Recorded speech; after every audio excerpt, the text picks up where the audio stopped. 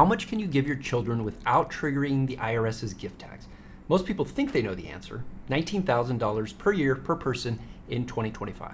But what if I told you there are ways to go beyond that limit, potentially giving much more while staying tax efficient? I'll show you how to go beyond the annual gift exclusion to minimize or even eliminate the gift tax altogether, while also potentially reducing income taxes. And before we're done, I'll show you how we build a gifting strategy into one of our clients' retirement spending plans so she can be confident in her ability to help her children and grandchildren and still meet her spending needs. Now first, I have to caution you with some pitfalls before we jump in. I had a client who began gifting money to her grandchildren. She has a generous heart and she's incredibly sweet. She received support from family when she was younger, and with the best of intentions, she wanted to do the same for her growing family. But her intentions were reciprocated with expectations to the point where she now felt pressured to give more. So my first word of advice is to avoid what I like to call blank checks. It's important to set boundaries to avoid creating dependency or misunderstanding. For example, make the amount and even the intention clear for something like a down payment on a home, but stay away from the appearance of bankrolling a home remodel. Also, regular or predictable gifts can sometimes lead to entitlement. A great way to avoid this is by practicing irregular giving, mixing up the timing and the amount so gifts don't become an expectation. Finally, be cautious about attaching strings to gifts. Conditional gifts, like requiring your kids to use the money in a very specific way, can sometimes cause tension or resentment. Now, I know I just gave you an example of gifting for the purpose of a home down payment. This introduces some gray area where you'll need to use your discernment. If you want to give with guidance, be transparent about your intentions. Avoid being overly restrictive with conditions that can harm a relationship. Now, with my sweet client, she was not too far into gifting, so we were able to quickly overcome any looming family chaos by transitioning to irregular giving and better communication. She was able to reset those expectations and preserve their family dynamic. Now, aside from the cautions, let's also touch on why gifting during your lifetime can be incredibly rewarding.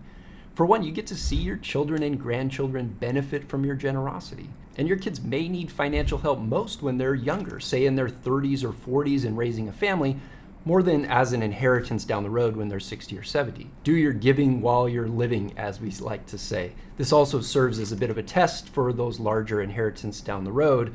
It can help you understand how your children manage money and see if you need to make any adjustments to your long-term plan. But let's take this a step further. Our clients Randy and Amy, not the real names, wanted to begin making gifts to their children.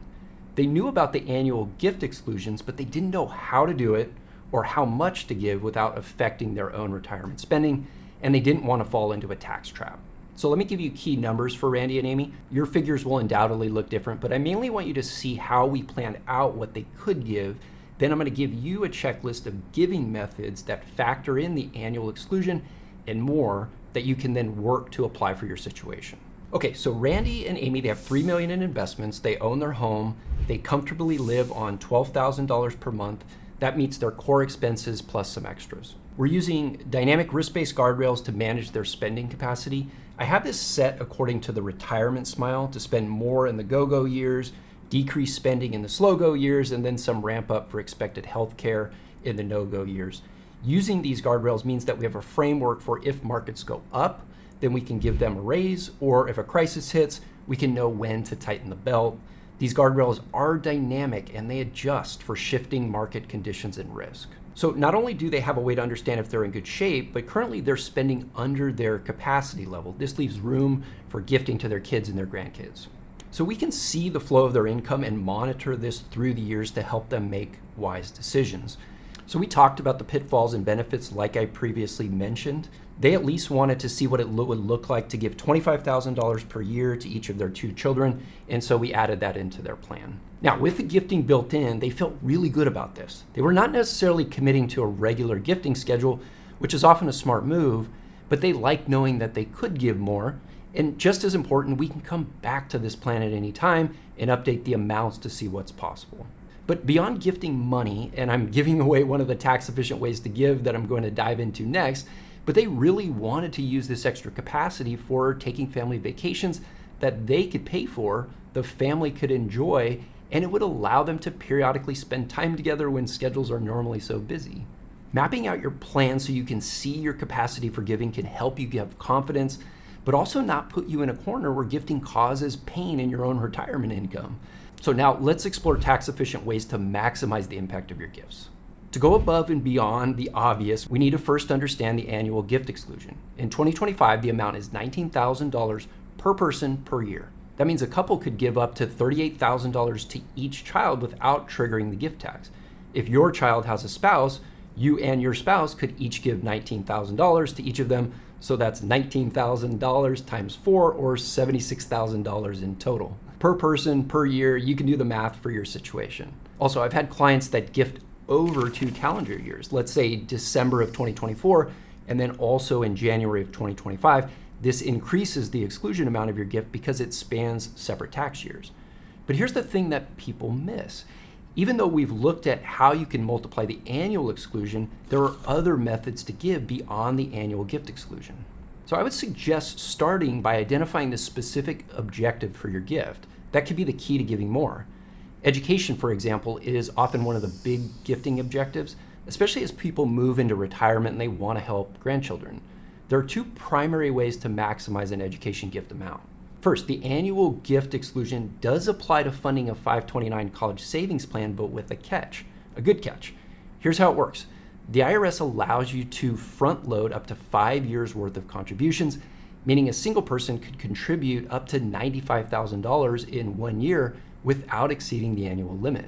The superfunding does require an extra tax form, more on that in a minute, but this can supercharge your gifting strategy for education by getting a larger amount invested and growing tax-free over time. Second is you can pay for tuition directly to the college or university without counting as a gift. No need to worry about exclusions. The same applies for direct payment of medical expenses. This IRS rule allows for unlimited gifting in these cases. For example, paying a grandchild's tuition directly to their university not only helps them, but also avoids tapping into the annual or lifetime gift exclusions. And yes, you have a lifetime gift exemption beyond the annual gift exclusion. Each taxpayer has a lifetime gift and estate tax exemption, which combined exempts $13.99 million in 2025. That's a huge number. And when including a spouse, this can be double amount. In this video, I'm not going to go into the rules and portability of spouse's exemption if, let's say, your spouse predeceases you and now you own the whole estate. Make sure to work through that with your advisors and attorneys. But here's the important part for this video.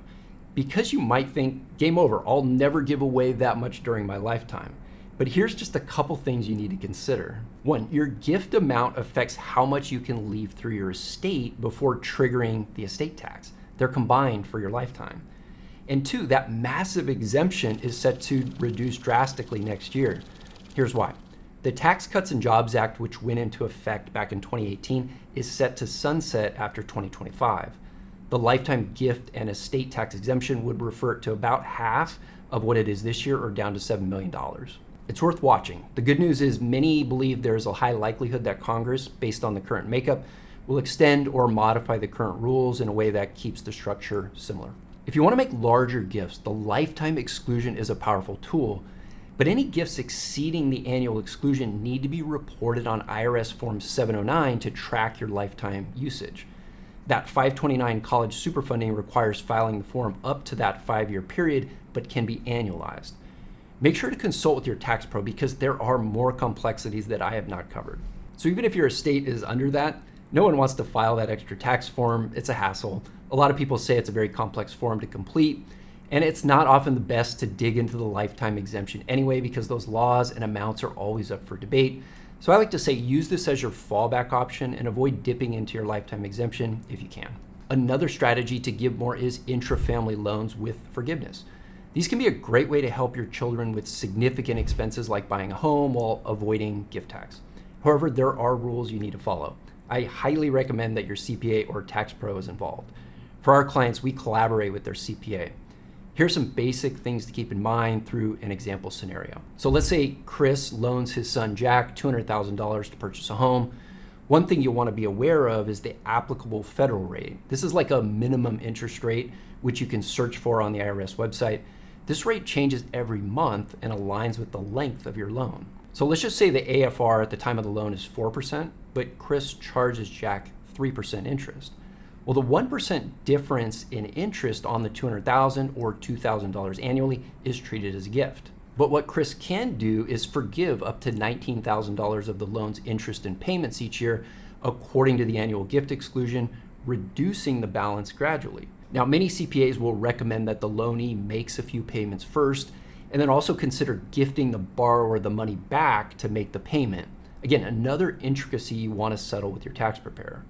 Over time, the strategy is for the loan effectively to be converted into a gift without incurring gift taxes. Best practices here include working with the CPA, because I'm just scratching the surface.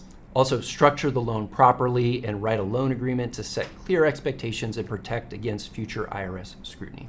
Now, let's wrap it up with 2 more ways to actually make the gift that can have even greater benefits, including reducing your own income taxes. Again, let's use an example. Let's say Sarah wants to give her daughter Julia $19,000 per year, so no problem with the amount. She can just write a check, right? Well, she could, but let's look a little closer. Sarah has investments. She pays taxes on dividends and capital gains. And beyond that, she has RMD taxes from her IRA. And she pays taxes on 85% of her Social Security. It all adds up. Sarah's looking to keep more in her pocket, and she would rather Julia get more instead of the IRS. So we say, how about if we gift these shares of stock over to Julia? Sarah's cost basis is half the current value. If Sarah were to sell the stock, she'd be paying capital gains tax on it. But Julia, on the other hand, she has child tax credits, more deductions, and she's at a lower tax rate. So Sarah gives the shares to Julia, and then Julia can sell the shares, incurring the tax, which is less than what Sarah would have paid. Now, you might be wondering, could Sarah have gifted money from her IRA? Because that's taxable and she has those pesky RMDs. Unfortunately, no. That's where Sarah would want to turn her attention to qualified charitable distributions, or QCDs, which are gifts directly from an IRA to a qualified charity. And those can avoid taxable income, but not gifts to a child or any person. Finally, consider gifting through experiences like family vacations or special celebrations. Randy and Amy plan to do this in addition to those cash gifts. Believe it or not, these still could be subject to the annual gift limits if you go lavish. We have clients who gift to their kids by taking them on great vacations. It's one less thing for the kids to have to pay for. They can spend more time as a family as well. By combining these strategies, you can provide meaningful gifts to your children without losing sleep over taxes, but every situation is unique. As the financial and investment advisors for our clients, we coordinate with our client's CPA and their estate attorney on these matters to ensure we have the best plan possible. So be sure to consult with your team of professionals to make the most of these opportunities. And if you're looking for more ways to save taxes, you have to watch this video next. My business partner, Alex, goes through a case study of how to pay $0 tax on $100K of retirement income. Alex will see you over on that video now.